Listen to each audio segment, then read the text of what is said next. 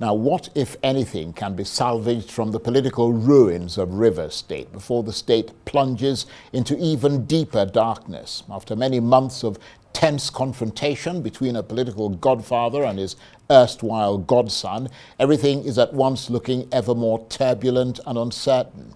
The latest Supreme Court judgment has done nothing to end that sense of uncertainty and to lower the temperature, though opponents of Governor Fubara and supporters of Minister Wike have reacted with glee at the spectacle of their political enemy being publicly rebuked by the country's highest court. Governor Fubara has called for calm and has indicated that while he'll implement the decisions of the Supreme Court, the battle isn't over yet. Some have suggested that the courts can only do so much and that the machinery of politics will have to kick in to bridge the crisis. But given that even President Tinubu himself has intervened and does not appear to have succeeded in calming things down, how much have the two men become intractably and implacably at opposite ends? Well, for his reaction and assessment, I'm joined now in the studio by the former senator representing Rivers Southeast, Magnus, who is the current chairman of the board of the National Agency for the Great Green Wall. Thank you very much indeed for coming in. Thank you, Charles. And nice to see you again. Thank you. Nice to be here with you. How do you react to this latest development in Rivers State? Because you've had nearly 2 years, not you personally, but your state has had nearly 2 years of political conflict now. And I wonder whether you think that the Supreme Court judgment moves the needle towards or away from a lasting peace. Well, Charles, the way I see it is that the Supreme Court courts do not go to look for cases to adjudicate. It is the parties, when they are unable to reach any kind of resolution, that take their issues before the courts. And the courts exist to interpret, implement, and enforce the law. And that is exactly what is happening in this case. To begin with, I must say that all along, I had always insisted that this was not a matter for which we needed the courts, because common sense alone would have predicted or indicated or compelled us to look for a solution outside of the courts. A political solution. A political solution. Because let me give you an example. You have a situation in which a state, you have 3 local governments represented in the House of Assembly. And that means 20 local governments are not represented. Now, in a normal situation, if people were to come to Rivers people to say, okay, there's a situation that has arisen, only Bonny, Opobo, and Ahoda East will decide things in the state for some time. Nobody will agree to it. Nobody will agree to it. People will shout marginalization, Ogoni people will not be there, Kalabari people will not be there, Ikwere people, how will that work? Nobody will agree. But because human beings have their own interest, something that everybody can see that it is wrong and it is unacceptable and it is unworkable, people were ready to fight for it and stand for it. So when human beings, being human beings, behave the way we behave, you have no other recourse than to go to the courts to get these things resolved. So even without the courts, nobody needed to have told us that this was a situation that is unsustainable and is unacceptable. And that's why the framers of the Constitution went through every kind of, would I say, every kind of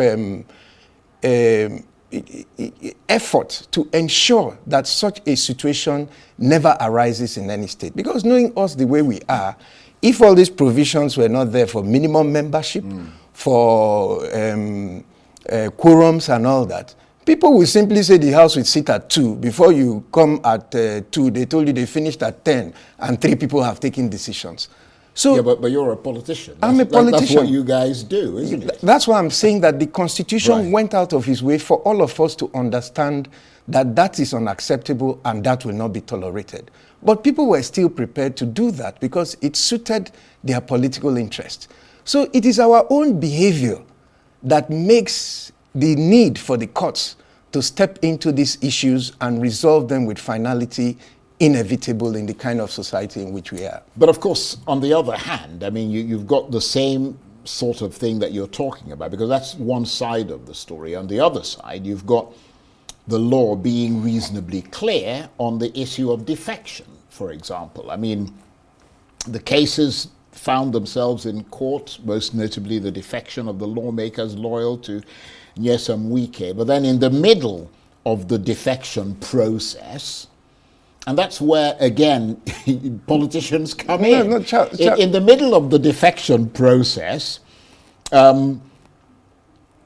they suddenly appear to have backtracked. No, let me say this. The question remains, let me just make the point and then you'll pick up from there. The question remains, before they pulled back, did they complete the legal processes required for defection beyond the sort of rather grand statements that they made? In other words, did they, somebody pointed this out actually, did they write to their parties? Did they submit letters of resignation? Did they say they were intending to defect? Did they subsequently apply for membership of the other party? And are all these steps that are needed for defection to become legally acceptable and sealed in the eyes of the law? Or is it just the politicians finding a way to sort of move things around and manipulate things? Charles, let me say this. Defection in this country is not new. I was a member of the People's Democratic Party. I defected on national television on the floor of the Senate. 11 of us did. We retained our membership of the Senate. We retained our chairmanship of our committees. Even last month, people defected in the House of Reps from Delta states. Every month in this country, people defect. The day the Abia State government was in Rivers, some members of the PDP defected to the Labour Party in Abia State. They are still members of the Assembly. So this whole issue is, to me, baseless. First of all, how do you... I'm coming, sir. Just a minute. How do you become a member of a House of Assembly or a member of a legislature? You become a member when you are given an oath by the Speaker of the House. That's how you become a member. So, no, even if you win your election, you get your certificate of return from INEC, it doesn't make you a member. Your name will not get into the accounts of the House. Your name will not be, you won't have a tag, you won't have a seat, unless you're sworn in by the Speaker. So how do you cease to become a member? Even if you defect, nobody can stay in their house or stay on the radio and say you're no longer a member of the House. That is not the way it works. The Speaker will have to declare your seat vacant. There's a formal process by which you cease to be a member of the House of Assembly. It's not from the radio. It's not from the television. So even if it is written in the law that you will be a member of the House if you win an election, you won't be until you're sworn in. So even if it is written in the Constitution that you will cease to be a member of the House if you defect, you won't cease to be a member until your seat is formally declared vacant. Well, now, I guess that's why it ends up in court. That's why for the interpretation. Yes, that's right. I'm coming. And secondly, sir, now when you say 27 members defected in a House of 30-something members, it means that the members that are left are not enough to form a quorum. So nobody could have declared anybody's seat vacant if all the members defected. So the whole issue of defection, to me, is really neither here nor there. And even next week, next month, people will still defect. Okay. And as long as they defect to the side where the Speaker is, he's not going to declare their seat vacant. I'm going to come back to you in a minute. Even this issue was dealt with the Supreme Court effectively in this case, because I was there in the court. Right. And I'm going to come back to this in a minute, and I'm going to want to ask you where exactly you stand on the issue of this crisis in Rivers State. Well, to be very honest with you, I'm not I'm not a member of the People's Democratic Party, but as you know, the Minister of the FCT is working with President Tinubu, who is the leader of the APC, and we in the APC in Rivers State were happy to work with him. So politically, we're working together. But as a Rivers man, and as somebody who has a very, very clear interest in the progress and prosperity of our state, I think that these matters go beyond which party you belong to and what divide that you belong to. The peace, progress, stability of Rivers State is a responsibility of all of us. And we have an obligation to take an interest beyond the norm in trying to see that things move in the right direction. So, I mean, I'm wondering how much this Supreme Court judgment on the crisis in River State is a step in the right direction in terms of settling the simmering conflict between the two sides in River State? Because, I mean, I'm looking at trying to find out the best way from people like yourself who understand the state better than most of us and who is a politician, how best to bridge this crisis, or whether it's now become impossible to do so because the two men, as I said in the intro, are intractably and implacably at opposite ends. I think it is wrong to always bring this back to two men. There are over 5 million Rivers men and women who have an interest in what happens. Yeah, but the issues between the two of them. And over and beyond that, you have 32 members of the House of Assembly who were elected the same day as the governor was elected in the same election. So it is difficult to now reduce their own interest and every other interest to that of Nyesom Wike and Governor Fuara. Yeah, but their interest is linked to one or the other. I mean, it's fairly obvious. We're not, I mean, nobody's making up stories. It's a fact. Yes, it is a fact that interests are linked and aligned.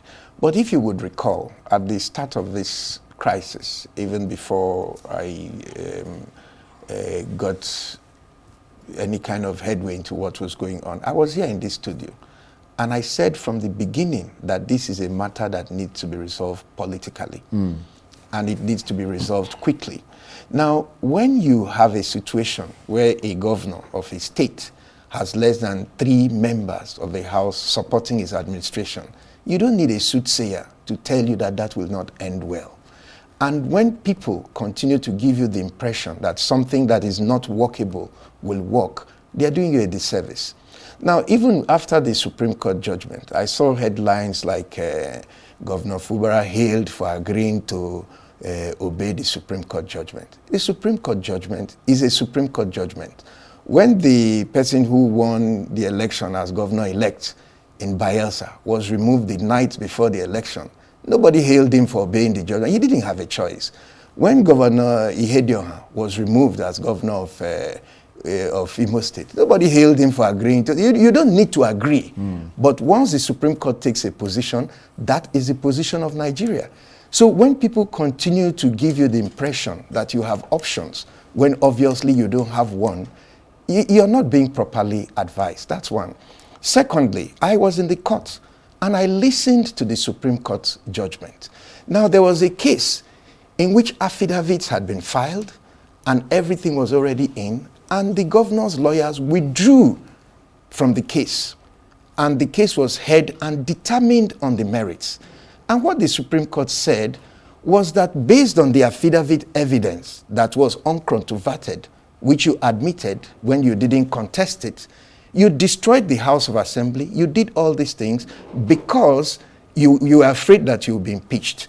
And the court went on people don't listen to the judgment. The court went on a historical perspective to even talk about situations like this where the executive attacks the legislature because of the fear of the powers of the legislature over the executive. And that kind of situation must not be tolerated and will not be allowed.